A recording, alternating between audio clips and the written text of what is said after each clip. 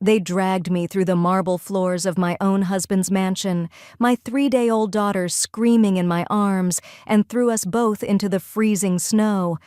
What they didn't know? I had just inherited $2.3 billion, and I was about to make them pay for every single bruise. I'm Malin, and this is the true story of how I went from being thrown out like trash to destroying an entire family dynasty. Stay until the very end, because the moment they realized who I really was, that footage went viral and destroyed them completely. You don't want to miss what happened in that boardroom. Hit that subscribe button right now, because this revenge was years in the making. Let me take you back to where it all started. 3 days earlier, I was lying in a hospital bed, my body still recovering from an emergency C-section. The pain was unbearable, but nothing compared to the emptiness I felt. My husband Brandon hadn't visited me in 2 days, not once. The nurses kept giving me these pitying looks, whispering when they thought I couldn't hear. I kept telling myself he was just busy with work, that he'd come soon. I was so naive. My phone buzzed. It was my best friend Sarah. "Millen, I'm so sorry, please don't check Instagram." Of course. I immediately checked Instagram, and there it was. Brandon, my husband of 3 years, posted a photo with another woman. She was beautiful, glowing, and very clearly pregnant too. The caption read, "With my real family." I felt my heart shatter into a million pieces right there in that hospital bed, but I had no idea that was just the beginning of my nightmare. The hospital door slammed open so hard it hit the wall. I jumped, instinctively pulling my sleeping daughter closer. Brandon's mother, Helena, walked in first. I'd always been terrified of her. She was the kind of woman who could freeze you with just a look. Behind her was the woman from the Instagram photo, Cassandra. She had this smug smile on her face, one hand resting on her pregnant belly like she was claiming territory. Then came Brandon's sister, Natasha, who had her phone out and was already recording. And finally, Brandon's father, Gregory, a powerful businessman who had always looked at me like I was dirt on his expensive shoes. They surrounded my hospital bed like vultures circling prey. I was still hooked up to IVs, barely able to sit up without pain shooting through my abdomen. Helena didn't waste any time. "You've ruined my son's life long enough," she said, her voice dripping with venom. Cassandra stepped forward, and I'll never forget what she said next. "That baby isn't even his. We did a secret DNA test." My mind went blank. What DNA test? When? How? But before I could say anything, Gregory threw a stack of papers on my lap. "Sign the divorce papers, or we'll take the baby, and you'll get nothing." I looked at the papers with shaking hands. Everything was swimming in front of my eyes. Natasha was still filming, laughing at my tears. "This is going to get so many views," she said. Helena leaned in close. "Sign it now, or we call Child Protective Services and tell them you're mentally unstable. We have doctors on payroll who will say whatever we need them to say." I was drugged, exhausted, in pain, and terrified. They were going to take my baby. So I signed. My hands were shaking so badly I could barely hold the pen. That's when Cassandra started laughing. Really laughing. "Did you really think a nobody like you could keep a Kingston?" she said. Then they told me the truth. Brandon had married me as a bet. A bet with his college friends. He got paid $100,000 to marry the poorest girl on campus and see how long he could stand it. 3 years of my life. 3 years of love, devotion, trying so hard to be good enough for his family. It was all a joke, but they weren't done with me yet. Helena insisted I come to the Kingston mansion to collect my things. I had no choice. I was being discharged that same day anyway. The hospital needed the room, so I wrapped my tiny daughter in the thin blanket the hospital provided and went to the place I'd called home for 3 years, knowing I'd never be welcome there again. The Kingston mansion was enormous, cold, and had always felt more like a prison than a home. As I walked through those halls for the last time, memories flooded back. All those dinner parties where Helena made me serve the guests like hired help. The tiny room in the back of the house where I slept because the master bedroom was too good for me. The hand-me-down clothes I had to wear while Natasha walked around in designer outfits. I remembered the time Helena slapped me in front of their friends because I embarrassed the family by mentioning my mother had passed away. Gregory had laughed and said, "You should thank us every day for letting trash live in our house." When I got to my room, everything was already gone. My clothes, my books, the few personal items I had, all thrown in the garbage bins outside. I found them there, soaked and ruined. My mother's jewelry, the only thing I had left of her, was gone. I later found out Natasha had taken it. My wedding photos were burning in the fireplace downstairs. Someone had thrown them in like they were nothing. I packed what little I could salvage into one small bag. My daughter was crying, hungry, needing to be changed. But before I could leave, Helena's voice echoed through the mansion. "Everyone to the main hall, now!" My stomach dropped. I knew this wasn't over. The entire Kingston family was waiting there. Helena stood at the center like a queen holding court. Brandon was there too, standing next to Cassandra with his arm around her. He wouldn't even look at me. "Before you leave," Helena said, her voice cold and sharp, "you will kneel and apologize for wasting 3 years of our time." I just stood there, holding my crying baby, too shocked to move. "I said kneel," she repeated. I shook my head. I don't know where I found the courage, but I said, "No." Gregory's face turned red with rage. He nodded to 2 security guards I'd never seen before, big men. They grabbed my arms and I started screaming, "Please, I have my baby, please don't hurt her." But they didn't care. They ripped my daughter from my arms and handed her to one of them, then they started dragging me. The pain was excruciating. My C-section stitches felt like they were tearing open. I could feel something warm and wet spreading through my clothes. Blood. I was bleeding. They dragged me across the marble floors like I was a piece of furniture. My daughter was screaming, that horrible newborn cry that still haunts my nightmares. Natasha was recording everything, laughing so hard she could barely hold her phone steady. Cassandra stood there with this satisfied smile, snuggled up to Brandon, who just watched with these dead, empty eyes. When they reached the front doors, I saw the blizzard outside. Snow was coming down so heavy you couldn't see 3 feet in front of you. The temperature had to be below 15 degrees. They opened those massive doors, and the freezing wind hit me like a slap. Helena walked up to me, looked me right in the eyes, and said, "This is where garbage belongs." Then they threw me down the mansion steps. I tried to curl up to protect myself, but I hit the stone steps hard. My shoulder took most of the impact. Pain exploded through my body, my bag came flying after me, and all my things spilled out into the snow. The security guard tossed my screaming daughter at me, and I barely caught her. Natasha shouted from the doorway, "Don't come back or we'll call the police for trespassing." Then the doors slammed shut with a boom that echoed in the empty street. I sat there in the snow, blood staining the white ground around me, my daughter screaming in my arms. I had no phone. They'd taken it. No money. No coat, just a thin hospital gown and a pair of shoes that were already soaked through. I wanted to die right there. I really did. But my daughter's cry reminded me that I couldn't give up. I had to survive. For her. I don't know how long I stumbled through that blizzard. My body was shutting down. I could barely feel my fingers. My daughter had gone quiet, which terrified me more than her crying. That's not normal. Babies don't just go quiet in the cold. I collapsed near a streetlight, ready to just close my eyes and let it all end. That's when I saw the lights. 3 black cars, expensive ones, pulled up out of nowhere. An elderly man in an immaculate suit stepped out holding an umbrella. "Miss Malin Chen?" he said. "Thank God we found you." I couldn't even speak. I just held my daughter and cried as this stranger and a team of medical professionals rushed toward us. They wrapped us in heated blankets, put us in the car, and rushed us to a private hospital. A really nice one.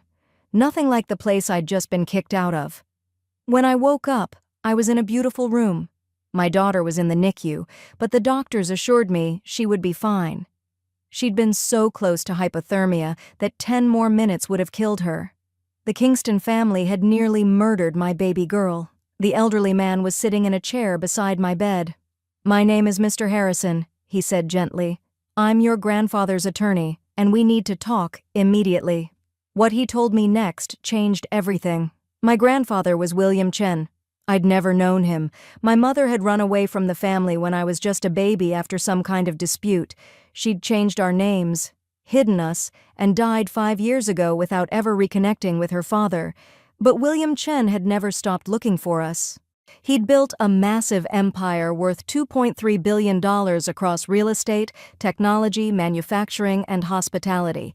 He'd found us 1 year ago but wanted to wait until after my baby was born to reveal himself. He'd been watching from a distance, seeing everything the Kingston family did to me. Then, 5 days ago, he had a heart attack and died. But before he died, he left everything to me, his entire empire. All $2.3 billion. Mr. Harrison handed me a letter in my grandfather's handwriting. Through my tears, I read, "My dear granddaughter, I failed your mother by being too proud and stubborn. I won't fail you. Take this empire and show them what Chen blood really means. Never bow to anyone again." Mr. Harrison laid out everything. The DNA test the Kingstons showed me, completely fake. They'd bribed a doctor. Brandon's bet with his friends, recorded on video. The Kingston family business, failing badly. They were almost bankrupt and owed $50 million to various creditors. Here's the crazy part. Gregory Kingston had recently applied for a major contract with Chen Global Industries. My company, Helena's boutique chain, was renting space from properties I now owned. Natasha's modeling agency was funded by one of my subsidiary investments. The Kingston family's entire financial survival depended on me, and they had absolutely no idea. I looked at Mr. Harrison, and I felt something change inside me. The scared, broken girl who'd been thrown in the snow was gone. Something colder, harder, sharper had taken her place. "Tell me everything about their business," I said, "every single detail." The next 2 months were a blur of transformation.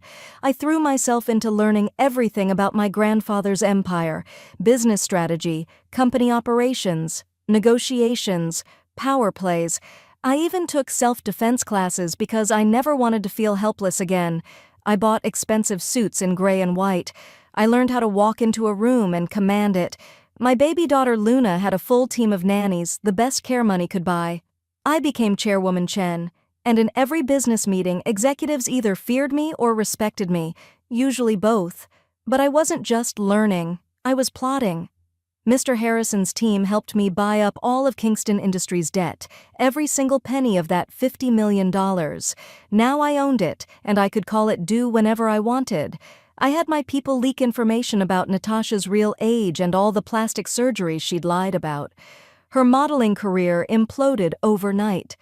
Helena's boutiques started getting violation notices for things like safety codes and occupancy limits. My lawyers made sure everything was perfectly legal, just perfectly timed. And Cassandra? My investigators dug into her past and found out her real name was Candy Thompson. She was a con artist who'd scammed 3 rich men before Brandon. She wasn't even pregnant, fake ultrasound. The whole thing was a lie. The Kingston family was falling apart, and they didn't even know I was behind it.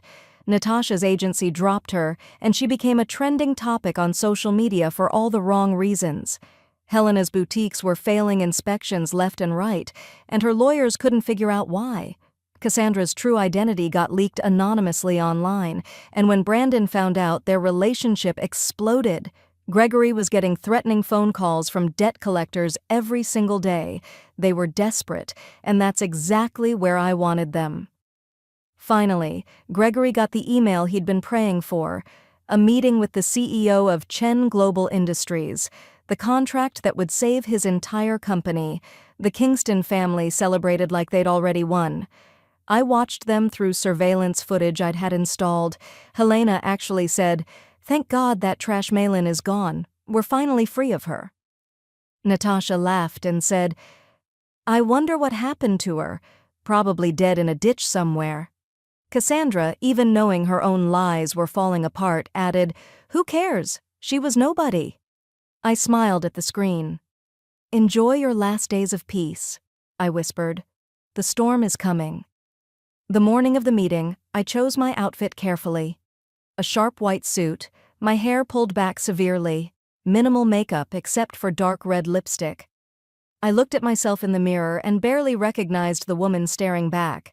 I looked like power. I looked like money. I looked like someone you don't mess with. Perfect. The Kingston family arrived at Chen Global headquarters looking shabby. Gregory was in an old suit that didn't fit quite right anymore. Helena's jewelry was obviously fake up close.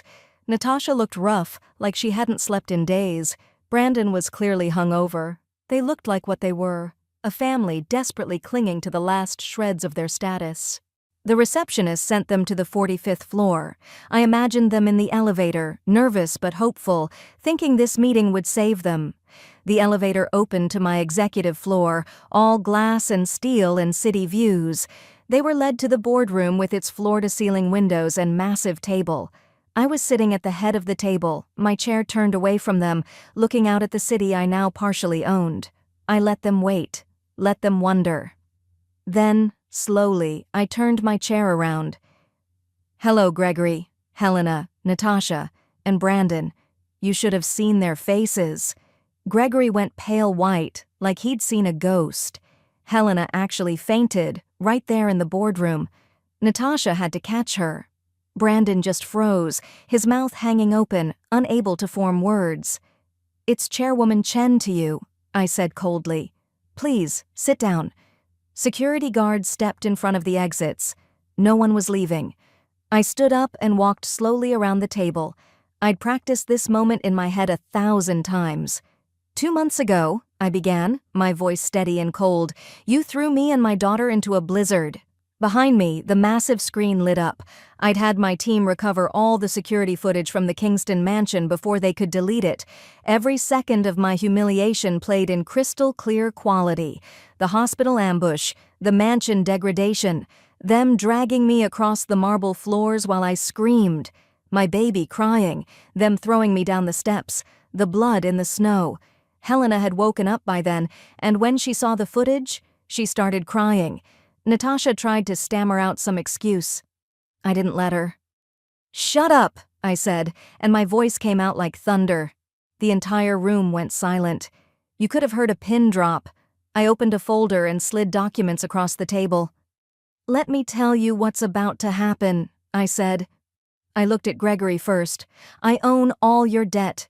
$50 million. It's due immediately. You have 48 hours to pay in full, or I seize everything. Your company, your mansion, your cars, every single asset." Gregory's face turned purple. He tried to speak, but I moved on. "Helena," I said, turning to my former mother-in-law, "your boutiques are on my properties. You're evicted, effective today. Also, I'm suing you for stealing my mother's jewelry. $5 million lawsuit. My lawyers will be in touch." Natasha was next. "I destroyed your modeling career because you filmed my worst moment for entertainment. You wanted to make me viral for being humiliated. Now you're viral for being a fraud. Oh, and that modeling agency you worked for, I bought it last week. You're fired." Then I turned to Brandon. This was the man I'd loved, the man I'd trusted, the man who watched them throw me in the snow and said nothing. "The DNA test was fake," I told him. "Luna is your daughter, and you abandoned her when she was 3 days old. I have full custody, and you will never see her again. Ever. Also, that video of you and your friends making a bet about marrying me? It's going to every major media outlet tomorrow morning. The whole world is going to know what kind of man you really are." Brandon broke down completely. He started crying, actually sobbing, reaching out toward me. I stepped back like he was poison. "Don't," I said, but I wasn't finished. "And Cassandra," I said, pulling up a live newsfeed on the screen. "Or should I say Candy Thompson? The con artist? The woman who scammed 3 men before Brandon? The woman who faked a pregnancy with a fake ultrasound?" The newsfeed showed police arresting Cassandra outside the Kingston mansion at that exact moment. She's being arrested for fraud as we speak. I leaned close to Brandon, close enough that only he could hear me. "You told me I was nothing, nobody, trash." I straightened up and said loud enough for everyone to hear, "But trash doesn't own $1 billion empire. Trash doesn't destroy dynasties. You didn't throw away trash, Brandon. You threw away a queen. And now, you're all finished." 1 month later, the Kingston mansion was seized and auctioned off. Kingston Industries went bankrupt and shut down completely. Gregory was working as a sales manager at some small company, humiliated and broken. Helena was living in a tiny apartment with no boutiques, no status, nothing. Natasha became a social media disaster. No one would hire her. Brandon got divorced from Cassandra once the truth came out, and now he was living in his parents' tiny apartment, working a delivery job just to survive. Cassandra went to jail on multiple fraud charges. Meanwhile, my empire was thriving. I'd expanded into new markets. Forbes did a feature on me. The mysterious chairwoman who appeared from nowhere. Luna was healthy, happy, and beautiful. I'd donated $10 million to women's shelters in my mother's name. And that surveillance video of what the Kingston family did to me? It went viral. 50 million views. The Kingston family became a worldwide symbol of cruelty and karma. Everyone knew their faces. Everyone knew what they'd done. They thought breaking me would be easy. They thought I'd disappear quietly into the snow and never be heard from again. But pain doesn't break everyone. Sometimes it forges them into something so much stronger than they were before. My daughter will grow up knowing that no one, absolutely no one, gets to tell you what you're worth. Only you decide that. If this story fired you up, smash that like button right now. Subscribe and hit that notification bell because next week's revenge story is even more insane than this one. Comment below and tell me, what would you have done to the Kingston family? Share this video with someone who needs to hear it. You are not trash. You are not nobody. You are powerful, and don't let anyone ever tell you different. The best revenge isn't violence. It's becoming so successful that your enemies can't even touch you anymore. This is Mei Lin. Stay strong, stay fierce, and never ever let them see you break. Justice isn't always immediate, but trust me, it's always worth the wait.